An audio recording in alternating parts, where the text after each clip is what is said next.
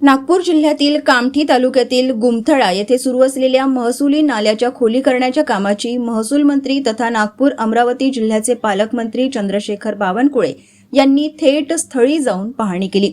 पावसाळ्यात नाल्याचे पाणी शेतात शिरून पिकांचे मोठे नुकसान होत असल्याची तक्रार स्थानिक शेतकऱ्यांनी केली होती।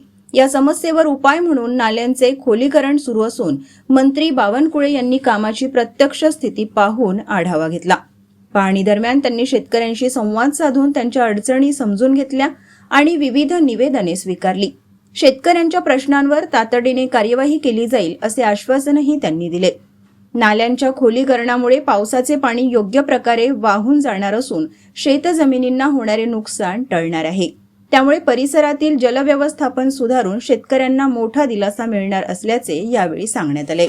यावेळी भाजप जिल्हा महामंत्री अनिल निधान, भवरी ग्रामपंचायतीचे सरपंच ऋषी भेंडे, योगेश डाफ, चंद्रशेखर डाफ, महेश काकडे, पंकज राऊत, खुशाल डाफ, सुरेश रामटेके, सुनील डाफ यांच्यासह अन्य कार्यकर्ता, पदाधिकारी व शेतकरी उपस्थित होते।